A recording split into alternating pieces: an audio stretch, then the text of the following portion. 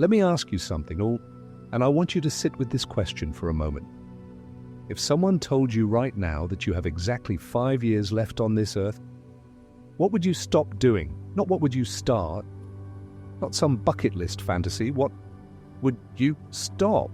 Because here's the truth that nobody in your life dares to tell you. Most people, most seniors, spend the last chapter of their lives consumed by things that mean absolutely nothing. Things that drain their energy, poison their peace, steal their joy, and they don't even realize it's happening until it's too late. I'm not here to sugarcoat this. You've earned the truth. And the truth is, your time is the most precious resource you have left, and you may be wasting it. Today, we're going to talk about the 4 things that are silently robbing your golden years, and by the end of this video, you'll know exactly how to take your life back. There's a word people use for the years after 60, 70, or 80. They call it the golden years. And it's a beautiful phrase. But for too many people, it's a lie. Because instead of gold, what they find is regret, resentment, restlessness, a strange emptiness that wasn't supposed to be there. Now, I want to be clear. This doesn't have to be you. There are people in their 80s and 90s who are living with more joy, purpose, and peace than most 30-year-olds. You've probably met one. There's something different about them. A lightness, a quiet confidence.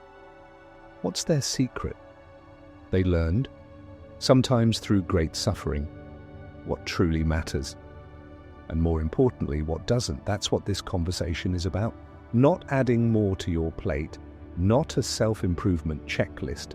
This is about subtraction, about finally letting go of the things that were never worthy of your precious, limited, beautiful time. The 4 things I'm about to share with you aren't random. They come from studying the lives of thousands of elderly men and women, through research, through stories, through the wisdom of those who face death with their eyes open. Are you ready? Then let's begin. Meaningless thing 1. Carrying grudges. You were never meant to keep the opening story. There's a man I want you to picture. His name isn't important. He's 74 years old, retired. His wife passed 3 years ago. He has 2 daughters, and he hasn't spoken to one of them in 11 years. Why? Because at his wife's birthday party, more than a decade ago, she said something that felt like a betrayal. He can barely remember the exact words now. But the wound, he's kept that perfectly sharp. He waters it every single morning, lying in bed, replaying the argument, imagining what he should have said, what she deserved to hear, telling himself he's right, that his silence is justice. But here's what's actually happening inside his body while he does this. His cortisol levels spike, the stress hormone that accelerates aging. His heart rate elevates, his immune system weakens. He doesn't sleep deeply. He wakes up tired and tense. He is literally, physically shortening his own life in the name of being right, the science of holding. On this is not just philosophy, this is biology. Dr. Frederick Luskin, the director of the Stanford Forgiveness Projects, spent decades studying what happens to people who carry long-term resentment. His findings were striking. Chronic unforgiveness creates the same physiological response as repeated physical trauma. Your nervous system cannot tell the difference between a real threat and a memory you keep reliving. Every time you replay that argument, that betrayal, that moment of disrespect, your body responds as if it's happening right now. That means inflammation, elevated blood pressure, disrupted sleep, weakened immunity. For seniors, these aren't minor inconveniences, KT, they are life-threatening. The myth of justified anger. Now, before you tell me you have good reasons for your grudge, I believe you. I'm not here to tell you that whoever hurt you was right. They may have been deeply, profoundly wrong, but here's the distinction that changes everything. Forgiveness is not saying what they did was okay. Forgiveness is saying, I'm no longer willing to let what they did control my peace. You are not forgiving them for their sake, you are forgiving them because you deserve to be free. The great author Lewis B. Smedes once wrote, "To forgive is to set a prisoner free and discover that the prisoner was you." What letting go actually looks like. So, well, practically speaking, what does this mean? It doesn't mean calling someone who abused you. It doesn't mean pretending the past didn't happen. It means choosing today to stop rehearsing the pain. It means noticing when your mind drifts to the old wound and redirecting. It means telling yourself, that happened, it hurt, and I am choosing not to live there anymore. Some grudges have a face, a sibling, an old friend, a child who disappointed you. Some are faceless, resentment toward life itself, toward God, toward fate, toward the body that began to fail you. All of it deserves to be released. Not because the world was fair, it wasn't always, but because your remaining time is too precious to spend on a battlefield of the past. The invitation. Think right now. Is there someone you've been carrying? A resentment you've been nursing like a wound you secretly don't want to heal? What would it feel like to set it down? Not tomorrow. Today. Just set it down. Meaningless thing too, trying to control what was never yours to control, the adult children problem. Let me paint a picture. Your son is 48 years old. He has a career, a family, a mortgage, a whole complicated life. And you? You lie awake at night, worrying about his choices, his wife, his parenting, the way he handles money, the fact that he doesn't call enough, the fact that when he does call, he seems distracted, the fact that he's not living the life you imagined for him when he was born. Here is a hard truth wrapped in love. He is not yours to fix. He never was. One of the most painful transitions in human life is the one parents rarely prepare for, the moment when your role changes from guide to witness, when your job is no longer to shape, but simply to love. The illusion of control. The need for control is one of the deepest human instincts. It gives us a sense of safety, of meaning, and for most of our lives it served us well. Raising children, building careers, managing households. But control has an expiration date, and for many seniors, that date has already passed. The Stoic philosopher Epictetus, a man who spent much of his life as a slave, identified what he called the dichotomy of control. Some things are in our power, some are not. Wisdom, he said, is knowing the difference and investing our energy only in what we can actually influence. What is in your power?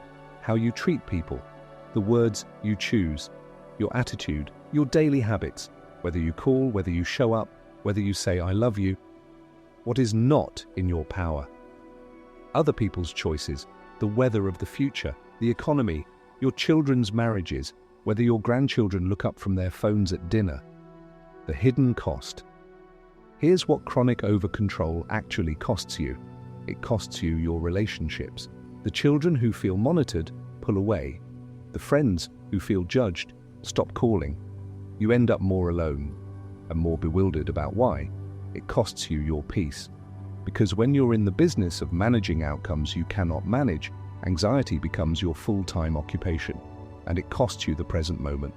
While you're busy worrying about what your daughter should have done differently, you're missing the conversation happening right in front of you. You're missing the sunset, the meal, the joke your grandson just told, a new role, and why it's more powerful. Here is something the wisest elders understand. Presence is more powerful than control. A grandparent who simply shows up, with warmth, with curiosity, without agenda, leaves an impression that echoes for generations. More than lectures, more than corrections, more than any plan you tried to enforce. Your greatest influence now comes not from directing, but from being. From modeling what it looks like to age with grace, to face uncertainty without panic, to love without conditions. That is a legacy worth building. The practice. The next time you feel the urge to intervene, to fix, to advise, to correct, ask yourself one question. Was I asked? If the answer is no, try something radical. Stay curious. Ask a question instead of offering a solution. Or simply be there. Quiet, present, available. You may be surprised by what blooms in that space. Meaningless thing. 3. Comparing your life to the lives of others. the comparison trap doesn't retire. You might think comparison is a young person's disease, the Instagram-filtered highlight reel obsession of millennials and teenagers, but walk into any senior center, any church hall, any family reunion, and you'll hear it. Did you hear about Margaret? Her son is a doctor, 3 kids in private school. Robert and Evelyn just got back from a cruise, their 4th this year. My neighbor's daughter visits every Sunday, mine can't even call. Comparison doesn't retire, it just changes its clothes. What comparison actually steals?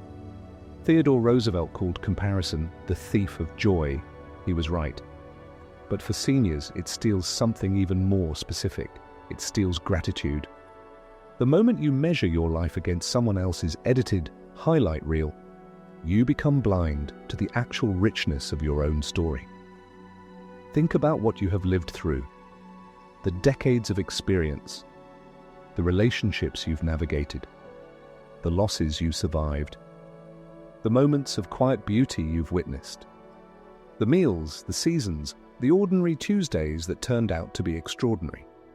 None of that registers when you're busy measuring your net worth against someone else's. The survivorship illusion. Here's something else worth knowing about the people you're comparing yourself to. You are only seeing the surface. The couple who takes 4 cruises a year, maybe they're running from a marriage that's quietly dying. The neighbor whose children visit every Sunday, maybe those children visit out of obligation, not love. The man at church who seems to have everything, maybe he cries alone at night in ways you cannot imagine. You are comparing your interior to someone else's exterior, your full story to their curated performance. It is never a fair comparison. It never was. Your life is not a competition. There is a different way to look at this. What if your life wasn't meant to be measured against anyone else's? What if the only question that ever mattered was, did I live according to my own deepest values? Not, did I win? Not, was I more successful than my brother? Not, did my children turn out better than the neighbor's children? But simply, was I present? Was I kind? Did I love well? These are questions only you can answer, and no one else's life affects the score. A new lens, inspiration, instead of comparison. There is a beautiful alternative to comparison. It's called inspiration. When you see someone thriving, instead of asking, why not me, ask, what can I learn from this? See an older woman in her 80s who walks every morning and lights up every room she enters. Don't resent her. Learn from her. See a man who has a warm, easy relationship with his adult children. Don't compare yourself. Ask him how he did it. The world is full of teachers. Comparison closes your eyes. Inspiration opens them. Meaningless thing for postponing what your heart is asking you to do, the waiting room of your own life. There's a conversation you've been putting off, a relationship you've been meaning to repair, a place you've always wanted to see, a thing you've always wanted to create, write, paint, build, grow, a dream that you quietly shelved somewhere in your 40s and told yourself you'd return to when the time is right. The time is right. It was 10 years ago, it was right last year. And it is right now, today, while you are alive and able and reading these words. The most heartbreaking words I have ever heard from elderly men and women are not, I regret what I did. They are, I regret what I waited to do. The research on regret Bronnie Ware was an Australian nurse who spent years caring for patients in the final weeks of their lives. She wrote about the most common regrets of the dying, and the number one regret, shared by nearly every patient, was this: I wish I dared to live a life true to myself, not the life others expected of me. No regret about money, not about career, about authenticity, about choices that were theirs to make and weren't made. The second most common? I wish I hadn't worked so hard. And the fifth? I wish I had let myself be happier. Read those again. These are not regrets about failure. There are regrets about the postponement, about available happiness and declined. The lie of not yet. The enemy of a full life is not tragedy. Tragedy is obvious, we respond to it. The enemy is the whisper of not yet, not yet. I'll call her when things calm down, not yet. I'll travel when my knee gets better, not yet. I'll tell him I love him at the holidays, not yet. I'll write that story when I have more time. Not yet has stolen more life from more people than any disease ever could, because it feels responsible. It feels patient. But it is often just fear wearing the mask of practicality. Small is enough now. I want to be careful here. I'm not asking you to sell your house and climb Kilimanjaro. I'm not asking you to make grand gestures. Sometimes the thing your heart is asking for is very small. Call your son, not to solve anything, just to hear his voice. Write one page of the story you've been carrying in your head for 30 years. Plant the garden you gave up on, even if it's just a window box. Tell someone what they meant to you, before it's too late to say it. These are not small things. These are the things that in the end you will wish you had done. The permission you've been waiting for. Maybe you've been waiting for permission. For someone to tell you that it's okay, that it's not too late, that you haven't missed your chance. So let me tell you, plainly, it is okay. It is not too late. You have not missed your chance. You are here, right now, reading this. And that means the chapter is still open. The question is only, what will you write in it? The life that's still yours? We've covered 4 things today. 4 silent thieves that steal the golden years from people who deserved better. Grudges that were never worth carrying. Control that was never really ours. Comparisons that were never fair. And postponement, the thief that comes dressed as patience. None of these is easy to give up. I won't pretend otherwise. They feel like part of us. They've been with us for decades. But here's what else has been with you for decades. Your strength, your resilience, your capacity for love. A life that, for all its imperfections, is genuinely deeply yours. The years ahead, however many there are, can be different. Not because everything will become easy, but because you've chosen where your attention goes. You are not too old to change. No one is too old to choose peace over resentment, presence over control, gratitude over envy, action over waiting. The golden years are still there, waiting for you. They always were. Go live them.